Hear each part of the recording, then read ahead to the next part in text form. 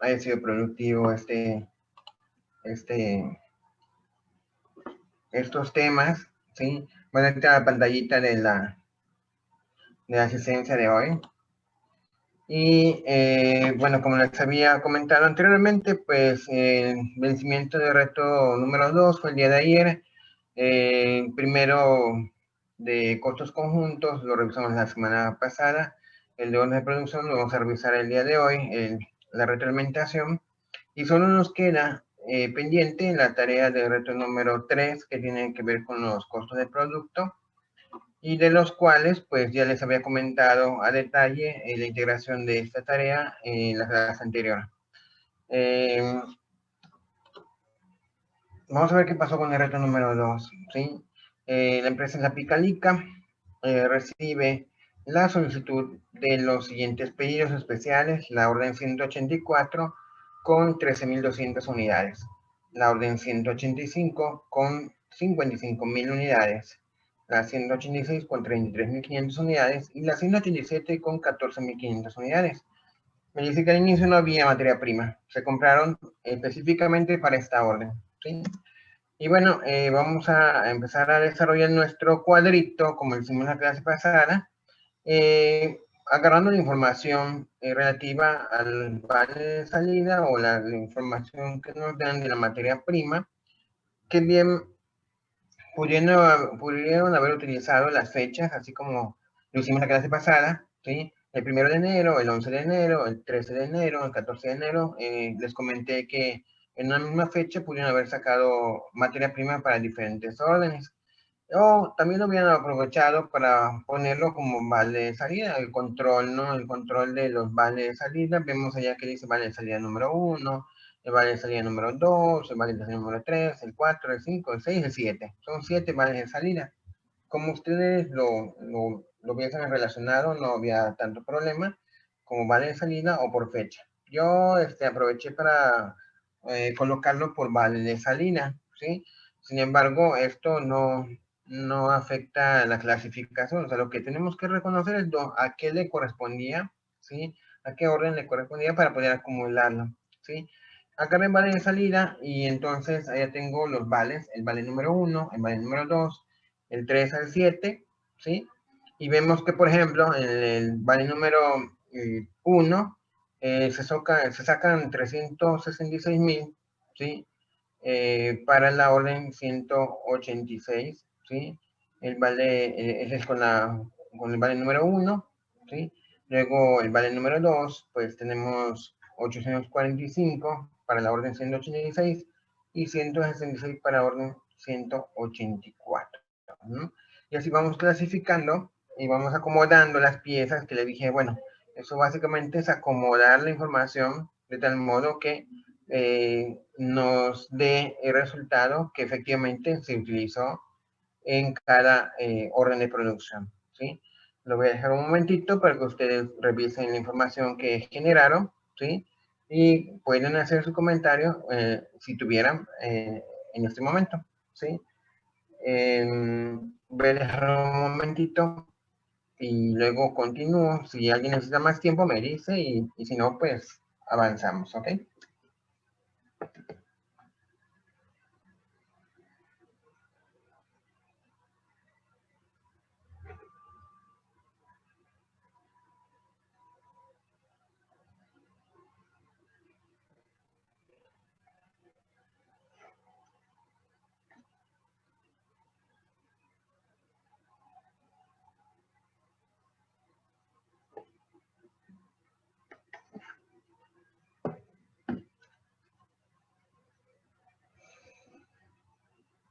Me parece que de materia prima, pues no hay ningún comentario. Vamos a ver qué pasa con la mano de obra, ¿sí? En el mismo texto que les proporcioné, había un apartado correspondiente a la mano de obra, ¿sí? Reporte de las horas que fueron trabajando y el tiempo, bueno, las horas que trabajaron que destinaron a cada orden de producción.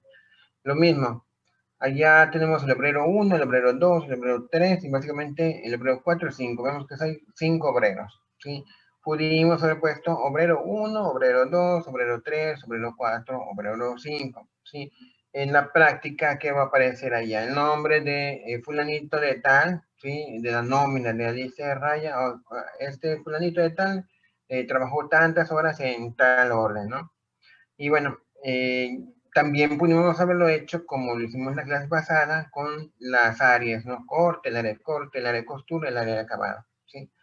Y bueno, lo que yo hice, lo que yo trabajé es como lo hicimos la semana pasada con las áreas. Pues el área de corte, el área de costura y el área de acabado, que se pagan diferentes. Me dice el texto que la hora en el área de corte la pagan a 35, en el área de acabado 42, en el área de costura 66, ¿sí? Y bueno, aquí solamente es colocarlo así como hicimos. Bueno, cuántas horas trabajó en cada orden y de qué área y multiplicar por el importe correspondiente, ¿sí? De tal modo que esa multiplicación debe haber reflejado estos importes que aparecen en la pantalla, en el cual se acumula la mano de obra, el importe de la mano de obra, ¿sí? De acuerdo a las horas que se elaboraron en cada área.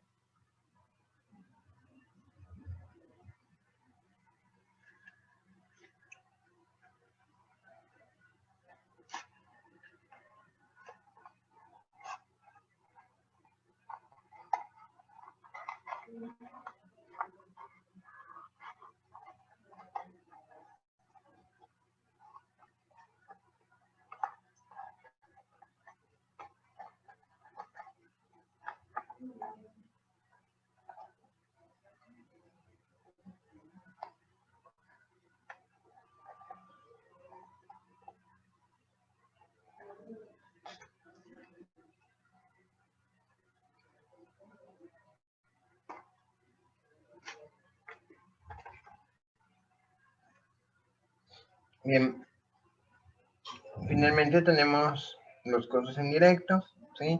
Los costos indirectos que, de acuerdo al texto, me dice la tasa de costos indirectos de 40 centavos que se determinó con el objeto de costos unidades producidas, ¿ok? Y acá lo diferente, o lo, digamos, lo que diferente al ejercicio que hicimos en la clase pasada, es que ya no tienen que dividir, o sea, ya le estaba dando la tasa de costos indirectos. ¿Se acordarán ustedes cuando hicimos el ejemplo? Bueno, tengo una tablita donde hicimos el ejemplo de 10,000 pesos, y me han puesto cierta información, en este caso por años cumplidos, y bueno, ¿qué hacíamos? Sumábamos los años y poníamos en el denominador, ¿no? Y la cantidad aquí va a estar en la parte de arriba de dividir, ¿sí? En la parte que íbamos a distribuir, y va en el numerador, y el criterio que íbamos a utilizar para dividirlo, lo poníamos en el denominador, y lo que aparecía como resultado de esa división era la tasa. Sí, bueno, esto lo hicimos con información básicamente de, de uso común, y luego lo hicimos con, yo les cambié los nombres, les dije, ahora vamos a cambiarle el nombre. Lo que vamos a repartir se llama costos indirectos. Lo que vamos a dividir, o sea, el denominador va a ser el objeto de costos, que podría ser unidades producidas, horas de mano de obra, importe, mano de obra, ¿ok? Y lo que resulta, ¿sí?, de la división se llama tasa de costos indirectos. Bueno, entonces ya teníamos la tasa. La tasa ya la habíamos determinado, incluso en el ejercicio que resolvimos en la clase pasada, pues ya habíamos previsto de que cuando dividíamos los 150,000 entre, en este caso, los objetos de costos, que era horas de mano de obra, nos daba un resultado que se llamaba la tasa de costos indirectos. De tal modo que al tener 40 centavos de tasa, ¿sí? Entonces es como si yo dividiera, bueno, tengo 10 entre 5, bueno, en el caso de el 10 entre 5 me da 2, ¿sí? ¿Y qué pasa cuando no conozco el numerador, no? Pues entonces, ¿cómo sé cuánta, de cierta cantidad que divide entre 5 me dio 2? Y bueno, esas matemáticas básicas, matemáticas elementales. Entonces, lo que resulta de una división, para devolverlo otra vez a su estado normal, anterior, era multiplicando, ¿no? Entonces, 5 por 2, 10 me daban la parte de arriba.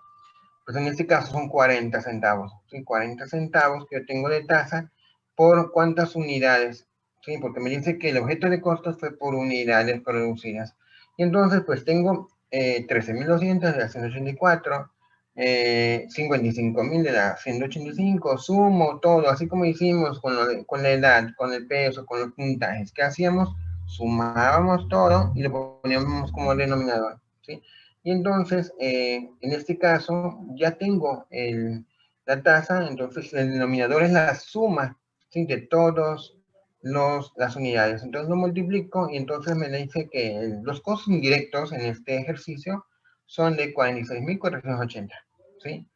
Que si quiero comprobarlo, pues divido 46.480 entre el número de unidades, que serían 116.200, y me da mi tasa. O sea, básicamente es jugar con los números, ¿no? Bueno, ya tenemos la tasa, pero para resolver, en este caso me dice 40 centavos por cada unidad. ¿Cuántas unidades se produjeron en la orden 184? 13.200. Bueno, multiplico 0.4 por 13.200, me da 5.880. Luego en la 185 fueron 55.000 unidades, por 0.4 me da 22.000. Luego en la 186, 33.000 por 0.4 me da 13.400. Y al final, cuando empiezo a sumar lo que distribuí, ¿cuánto me va a dar? Así como les dije con los 10.000 pesos, no me puede dar más ni menos que 10.000. Cuando decimos el de 250.000, no me puede dar más de 250.000 o menos de 250.000. Incluso les dije, si me da más o menos, algo está mal, algo hice mal, ¿sí? Y entonces tengo la tasa, tengo la tasa y tengo el importe de los costos indirectos, ¿sí? Y ya tengo cuánto le corresponde. Pero acá lo importante de esos 40 centavos es el significado. Esos 40 centavos, ¿qué significa? Que por cada unidad que yo produzca, le voy a asignar 40 centavos de costos indirectos. Y por eso, cuando en la orden 184, si yo produje 13.200 unidades, por cada unidad yo le asigno 40 centavos, por eso me da ese importe. Ya que tengo el importe de los costos indirectos, pues ahora sí le agrego la materia prima, le agrego la mano de obra para que yo calcule el importe total, el costo total, y así mismo pueda determinar mi costo unitario, que básicamente es la misma cuestión, era el costo total entre el número de unidades. Y ahí tengo entonces los resultados, el costo total y el costo unitario, ¿sí? Y bueno, esa es la explicación de cómo debió haber sido resuelto este ejercicio.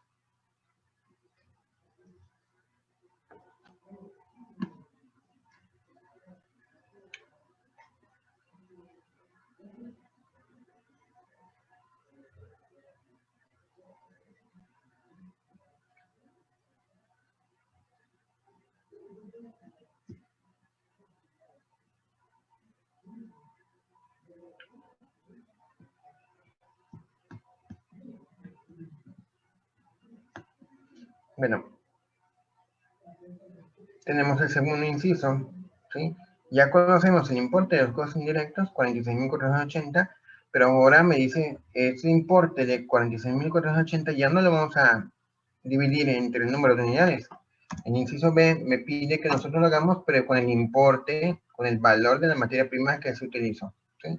El importe de materia prima. ¿Dónde sacamos ese importe de materia prima? Ya lo hemos hecho en el cuadrito que hicimos anteriormente, en el cuadro del segmento de costos de la materia prima. Ahí tenemos el total. Lo mismo que hicimos cuando rebatimos los 10.000, pero sumamos los totales, ¿sí? Ya tenemos 8.344 que me va a servir de denominador, ¿sí?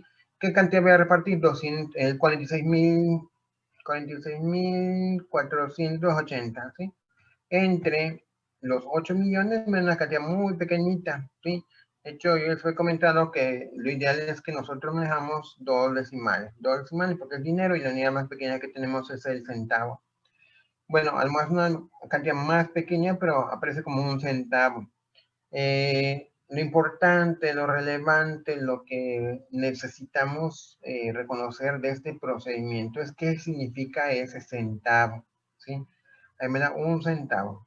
Me dice, entonces, por cada peso, no sé si ya vieron ustedes razones financieras pues ahora sí que en su carrera, no sé si ya la vieron o todavía no la han visto, pero es como una razón financiera, ¿sí?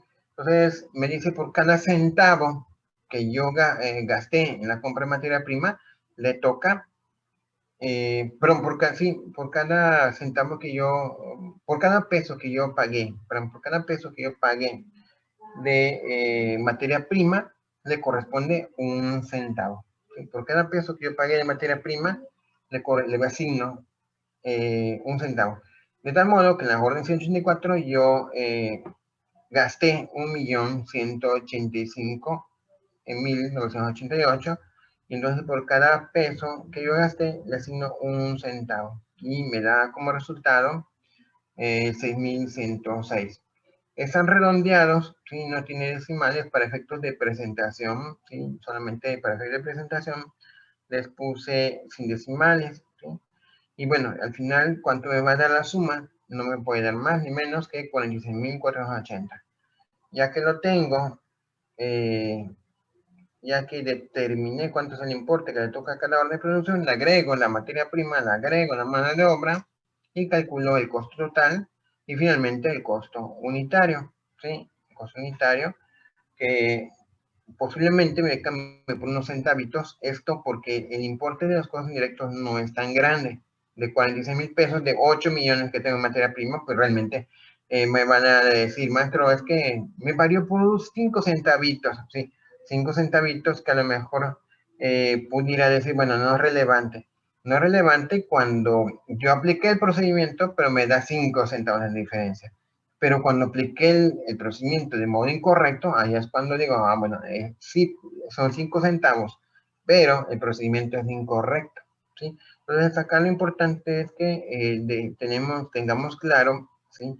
El objeto de costo. El objeto de costos es el denominador, el que me sirve para dividir y sacar el importe que le corresponde a cada orden de producción, ¿sí?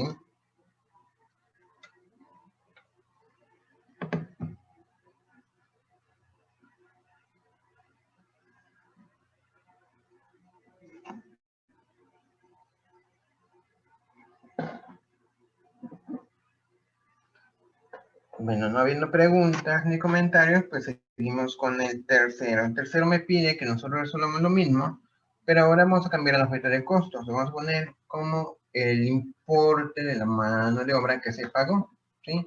El importe de la mano de obra. ¿Cuánto se pagó de mano de obra? También ya lo hemos hecho.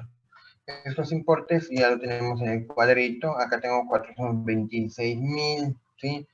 Pagué 77.000 en la orden 184, 76.000 en la orden 185, 201.000 en la 186, 70.000 en la 208. En total pagué 426.000. Bueno, el total es el que agarro para el denominador, ¿sí? Y lo importante aquí también es que si divido entre, en este caso, importe de mano de obra, multiplico por el importe que pagué en cada orden. Como anteriormente, si divido entre unidades, pues multiplico por unidades. Si divido entre el importe de materia prima, pues multiplico por el importe de materia prima para cada orden. En este caso, divido entre el total de la mano de obra que se pagó y multiplico por la mano de obra, el importe de mano de obra que se pagó en cada orden, ¿sí? Entonces, insisto un poquito, esos son centavos, ¿sí? No es el cálculo, es la división cualquiera lo puede hacer. ¿Qué significan esos centavos, sí? Que por cada peso que yo pagué de mano de obra, por cada peso que yo pagué de mano de obra, le corresponde a cada orden 11 centavos. ¿Sí? Por cada peso que pagué de mano de obra, le corresponde 11 centavos. De tal modo que si pagué 77.915 en la orden 184, le corresponden 8.500 de costos indirectos, y así sucesivamente.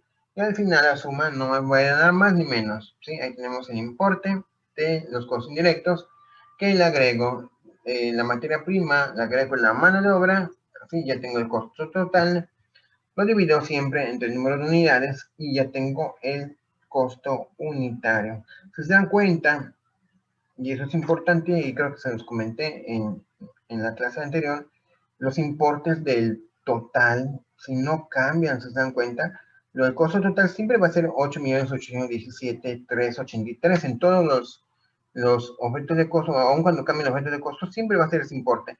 Y el costo en promedio también no cambia, 75.88, porque está agarrando las mismas bases. Si no cambian los importes, pues no cambia el promedio. Si se dan cuenta, voy a cambiar rapidito.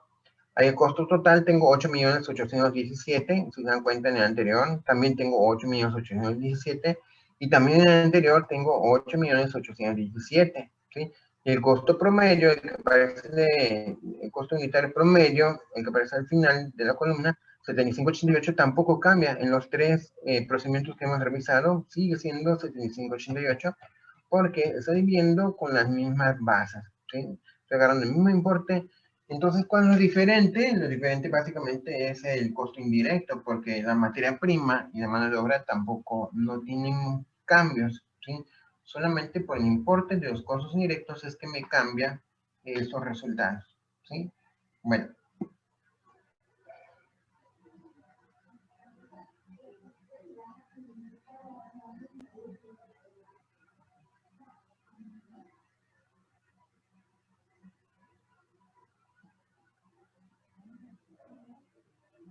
Bueno, vamos a revisar entonces el último caso que nos pedía determinar lo mismo, pero cambiando los métodos de costos a horas de mano de obra, que es básicamente el mismo que resumimos en la clase pasada, ¿no? Que hacíamos el importe, dice, el objeto de costos, el criterio para repartir son las horas que se destinaron en cada orden de producción.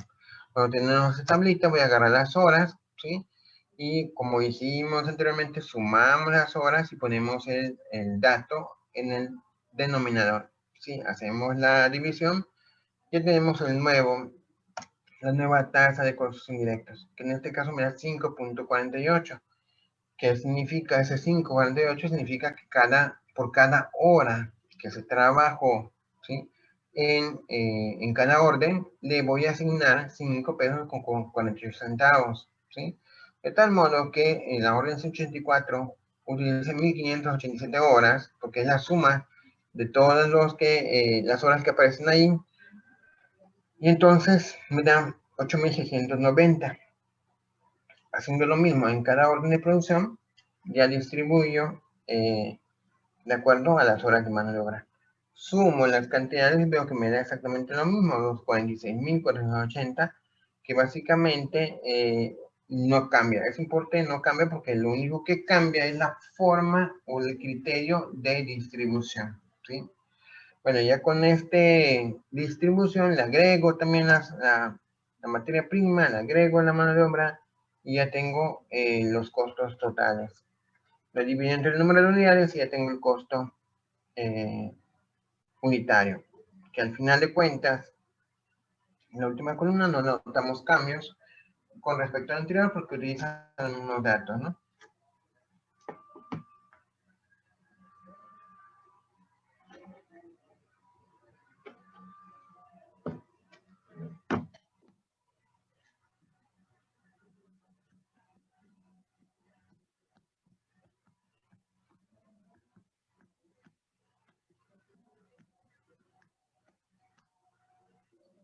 Bueno, parece que no hay comentarios tampoco de este caso, el inciso D. Bueno, entonces, nada más, para cerrar esta parte de la retroalimentación, ya vieron ustedes que el primer reto valía 30 puntos porque eran 3 ejercicios, bueno, eran 3 incisos, que tenía que ver con de unidades producidas, segundo que el valor de mercado, y el tercero que era el valor neto realizable. En este caso, el reto número 2 tiene 4 incisos, o sea, básicamente vale 10 puntos cada uno, entonces tenemos 40 puntos. Y nuestro último reto, ya les había comentado, los que no lo han entregado todavía tienen la oportunidad de hacer 28 entregarlo, que es lo que tenemos que hacer, ya les había comentado, de esta tarea. Pero ¿por qué, maestro? Esto no entiendo por qué lo tenemos que hacer, o sea, ¿cuál es la relación con los temas? ¿Sí? ¿Por qué le llamamos costo de producto? En realidad ya les había dicho que estos conceptos no los vemos en su totalidad en la clase porque estos son más teóricos y para eso tenemos esa actividad para complementar el concepto, esos conceptos y tengan ustedes una idea de distinguir. El objetivo principal es que ustedes distingan entre una merma y un desecho, un desperdicio, o una unidad dañada, una unidad defectuosa, ¿sí? Y bueno, reforzando un poquito esto, me gustaría pues ahondar un poco en lo que es la parte normativa. La parte normativa. Si usted dice, maestro, ¿y esto dónde lo encuentro? Voy al 15.4, encuentran todo el inventario. Es posible que algunos de ustedes digan, no, maestro, es que el inventario, o sea, yo nunca voy a trabajar en cosas de esas, ¿no? O sea, yo voy a dedicar a recursos humanos, me voy a dedicar a contabilidad, o me voy a dedicar a impuestos, me voy a dedicar a otras cosas. Desafortunadamente, pues, bueno, si no me gusta este tema, pues lo tengo que ver porque la formación principal de un contador público es el escenario completo. El escenario completo como cimiento, ¿sí? Como un cimiento que luego cada quien agarra su estructura y decide, eso sí me sirve, eso no, ¿no? Pero en ese tenor, les quiero decir que todo está en el boletín C4. Y la norma lo que hace referencia a esos conceptos nos habla como una pérdida, ¿sí? Pérdida por deterioro, ¿sí? Y lo voy a decir de modo textual. Dice, es el monto que los beneficios económicos futuros esperados de un inventario son menores que su valor neto en libro. O sea, tenemos, compré sacos de harina, ¿sí? Tengo sacos de harina almacenados, vino la lluvia y me mojó el último, el que estaba bajito, ¿sí? Ese ya no sirve. Dice, bueno, ¿qué hacemos con él? Es una merma, es un desperdicio, es un desecho, es una unidad dañada, es una unidad defectuosa, ¿sí? Y bueno, dice que la pérdida de deterioro puede deberse a obsolescencia, daños a los artículos, bajas de valor de mercado, entre otros, ¿sí? Ya habíamos hablado de estos conceptos, precisamente, insisto un poquito en por qué es importante la tarea. La tarea es para que ustedes distingan entre los conceptos, vean si hay una clasificación y, por supuesto, de modo muy general, observen el registro contable. Entonces, ¿qué es el valor neto en libros? Sí, incluso, creo, no sé si en algún momento, por ejemplo, en el concurso de hoy del Colegio de Contadores, alguna de esas preguntas a lo mejor salió, ¿sí? El valor neto en libros, ¿a qué se refiere? ¿Sí? Bueno, les comento, no sé qué tanto están involucrados en la generación de un estado de situación financiera, en un balance general. Cuando yo estudié, nosotros presentábamos en el balance, teníamos, por ejemplo, maquinaria y poníamos nosotros la depreciación acumulada de la maquinaria, ¿sí? De tal modo que nuestro balance nos quedaba pues una lista amplia, ¿sí? Entonces continuamos otra hoja y continuamos otra hoja. Pero, ya ven ustedes, a partir de las reformas, ahorita básicamente el balance general aparece en una hoja, básicamente. Y todo lo maneja en notas. Una hoja del informe y las notas son como 95 páginas, ¿no? ¿Sí? Así básicamente es. De tal modo que las notas, pues sí se particulariza, ¿sí? Cada uno de los conceptos. Bueno, el valor neto en libros, entonces, es el costo de adquisición por el que se reconoce el inventario restándoles, ¿sí? Las pérdidas que nosotros consideramos se generan por deterioro, ¿sí? Estos apartados lo pueden ustedes buscar, que el que interese un poquito más acerca de los inventarios, ya les había comentado, el 15.4, ¿sí? Y dice los inventarios comprenden los artículos adquiridos que se mantienen para ser vendidos, incluyendo, por ejemplo, la mercancía adquirida por un detallista. Y la parte segunda es la que nos interesa. Los inventarios también incluyen artículos producidos y en proceso de fabricación, ¿sí? Por la entidad, así como las materias primas y otros materiales que esperan en espera de ser utilizados, ¿sí? Bueno, no sé si observan ustedes, pero por ejemplo, en el texto del ejercicio, en un apartado decía, voy a ponerlo para que ustedes lo vean, acá, cuando la última línea me dice, al final del periodo se concluyeron las 4 órdenes de trabajo. Por cuestiones de tiempo, no me deja, pero no me daría tiempo de explicarles que esas órdenes de trabajo no siempre la terminan al corte del informe. Es decir, hay un trabajo, oye, todavía la semana pasada acabo de empezar a trabajar en esos zapatos, en la línea de zapatos de fulanito, ¿sí? No los voy a terminar en este mes, los voy a terminar hasta el siguiente mes. Entonces quedan órdenes de trabajo pendientes de terminar, son órdenes de trabajo en proceso, ¿sí? Y tiene un tratamiento diferente, lo que me lleva a decirles que lo que hemos visto, como hace ratito les comenté, es solamente un cimiento, ¿sí? Y bueno, por supuesto que las características de cada negocio van generando que la información sea diferente en cada uno de ellos, ¿sí? Entonces, podría haber producción en proceso de órdenes de trabajo que todavía no estén concluidas, ¿sí? Entonces, bueno, esto es a lo que se refiere, ¿dónde estábamos así?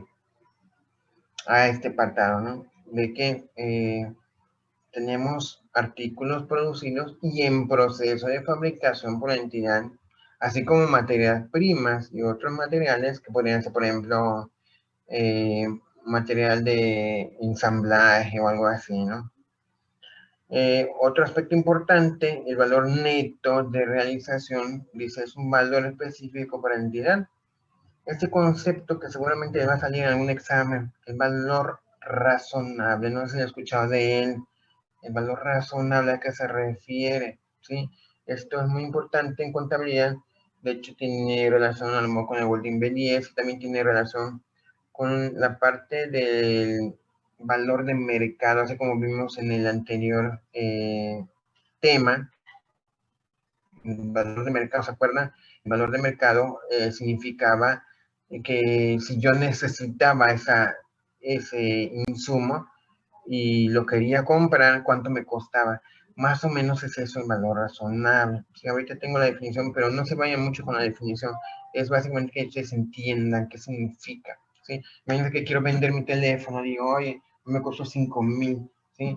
Pero necesito dinero y le digo, bueno, lo voy a vender en el Facebook y voy a poner 3,000 pesos y voy a ver cuánto recupero. Y resulta que empiezan a llegar ofertas y lo más que me puede dar una persona que le interesa fue un 2,300, ¿sí? Y entonces, bueno, empezó a sacar mi valor en libros, mi valor en libros es de 3,000, pero resulta que la persona que más me ofreció fue 2,300, ¿sí? Entonces, acá les voy a poner la definición de valor razonable, dice, representa el monto de efectivo equivalentes que participantes en el mercado estarían dispuestos a intercambiar por la compra o venta de un activo, ¿sí? Eso se refiere a que, a cuánto me podrían dar por ese activo, ¿sí? En una operación entre las partes interesadas dispuestas, informadas en un mercado de libre competencia, ¿sí? O sea, yo lo pongo en un mercado y averiguo más o menos cuánto vale. Entonces, ese es el valor razonable, que podría ser diferente al valor en libros, por supuesto, ¿sí? Y tenemos un montón de definiciones que más adelante, pues, ustedes van a tener que repasar porque mientras no estén involucrados en aspectos concretos, digo, de la norma, a lo mejor bueno, sí me acuerdo de algo, pero no tuvo impacto en mí porque no lo utilizamos, ¿sí? Y también acá me dice que a veces ese saco de harina que les dije que se entró agua y se mojó, y dije, chispas, ¿qué vamos a hacer con eso? Le vamos a dar de baja, como ustedes a lo mejor ya con su tarea 3 lista, me dirán, maestro, lo vamos a manejar como merma, o lo vamos a manejar como desecho, o lo vamos a manejar como desperdicio, ¿sí?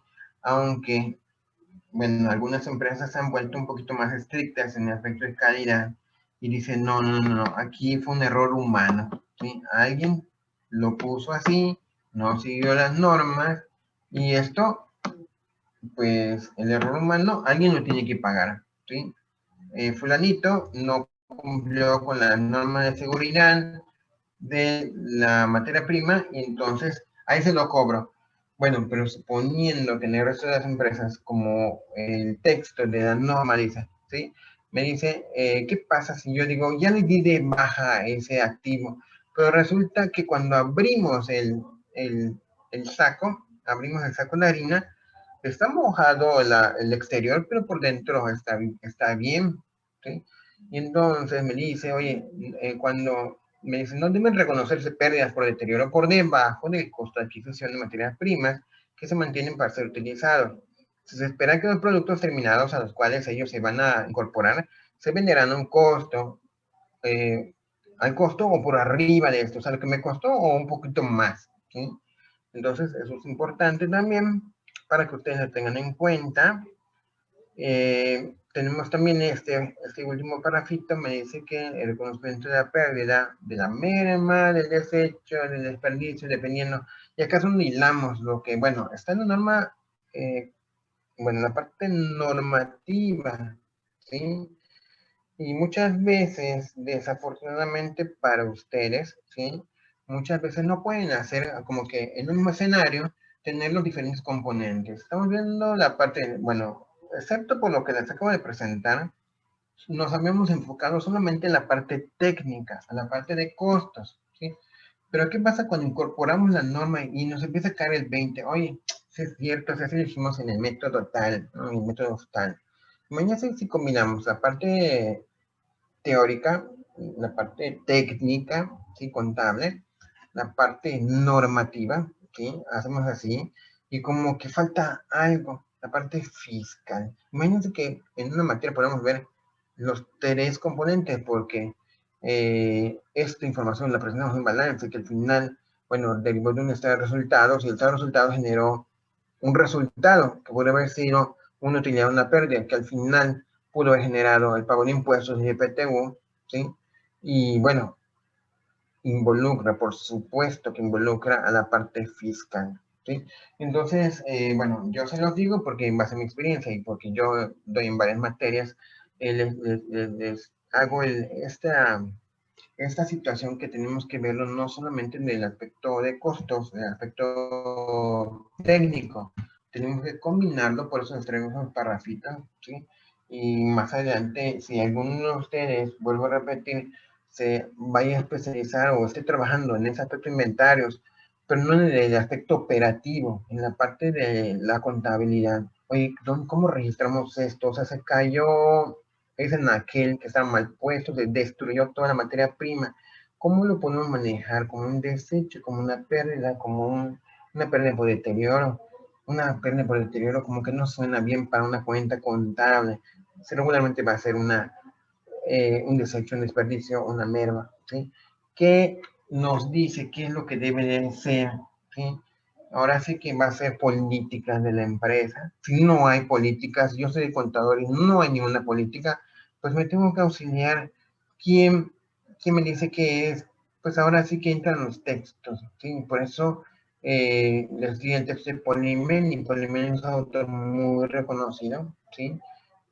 Podemos tomarlo como base. Polimen tiene un criterio de utilizar o de segmentar, y por eso tengo este pedacito, dice, el reconocimiento de una pérdida por deterioro de los inventarios para valores a su valor neto de realización, lo tenemos que hacer por partida. No podemos hacer, oye, todo esto de los anaqueles lo metemos. No, ahí tenemos material de desecho, tenemos material de desperdicio, tenemos mermas, ¿sí? Entonces, dice, puede ser apropiado en base a la importancia relativa, ir agrupando partidas similares y relacionadas y presentarlas a lo mejor en el balance y a través de las notas de estado financiero, ¿sí? ¿Cómo lo hacemos en estos resultados? ¿Sí? El reconocimiento en estos resultados, ¿sí? Dice, cuando vendemos los inventarios, pues ya tenemos el costo, ¿sí? Y dice acá, por último, el importe de cualquier castigo por pérdidas por deterioro de los inventarios, llámese como los conceptos que van a investigar o que investigaron, porque hay gente que ya subió la tarea, ¿sí? Llámese merma, desperdicio, desecho, ¿sí? El importe de cualquier castigo, la norma no le llama en específico porque hay un sinfín, ¿sí? Y vuelvo a repetir, tenemos un sinfín y cada empresa le da una particularidad, entonces tenemos un volumen de clasificaciones. Entonces me dice, el importe de cualquier castigo de pérdidas por deterioro de los inventarios para evaluarlos a su valor de neto de realización, y todas las pérdidas de inventarios deben reconocerse como costo de venta. Y bueno, no, con ustedes no vi, no. La tarjeta de almacén, por ejemplo, en tarjeta de almacén donde tenemos que involucrar este apartado de mermas, de desperdicio, la incluimos. Bueno, en contabilidad de costos, no sé si lo vimos, pero cuando vemos la tarjeta de almacén, yo siempre les trato de meter ahora sí que los casos raros de contabilidad. ¿Por qué? Porque esto también lo tienen que tener en cuenta, ¿sí? Un flete, un acarreo, un descuento, una devolución, una rebaja, un seguro, ¿sí? Entra o no entra en la tarjeta de almacén, ¿sí? Y bueno, ¿por qué? Porque al final va a pegarme estos resultados, ¿sí? Acá mismo lo estoy leyendo. Dice, no importa cualquier castigo de pérdida posterior en los inventarios para valorar su valor dentro de la organización, y todas las pérdidas de inventarios deben reconocerse como costo de venta. ¿Cómo lo ponemos en el costo de ventas? A través de la salida en la tarjeta de almacén. Dependiendo también del método de registro que esté llevando, si es perpetuo o es analítico, lo voy a reconocer en una cuenta en particular, ¿sí? Y bueno, esto es básicamente lo que yo quería ahondar un poquito, porque sería genial, de verdad que se los digo, y a lo mejor en séptimo ustedes ven alguna materia de seminario, o en octavo, que ojalá pudiera hacer eso que les digo. O sea, ya vi la parte teórica, ya vi la parte normativa en otra materia, y ya vi la parte fiscal de costos de venta. Y ahora sí, en un seminario, poder verlo desde el punto de vista real, porque bueno, es como si describamos una persona o algo así, y pero solamente desde el punto de vista de lo que hace, desde el punto de vista de lo que estudió, desde el punto de vista de su rol, pero ahora lo vemos de modo integral y entonces como que nos daría una mejor visión del por qué lo vemos aún de forma separada, ¿sí? Porque son importantes, son relevantes en información, ¿sí? Bueno, básicamente ese complemento y la justificación básicamente de lo que de por qué la tarea número 3. Espero que la tarea 3 le saquen jugo a ustedes, ¿sí? Y pues básicamente con esto yo concluyo la clase del día de hoy. Espero que tengan mucho éxito en los demás. Muy seguramente ya no nos volvamos a ver porque yo no doy en séptimo ni en octavo. O sea, yo me quedo en los cuartos, quintos y sexto. Ocasionalmente me toca segundo, primero o tercero, pero casi siempre estoy en cuarto, quinto y sexto, viendo costos. Entonces, en verdad espero que les haya sido de utilidad la clase. Yo les pido nada más, por favor, que estén pendientes de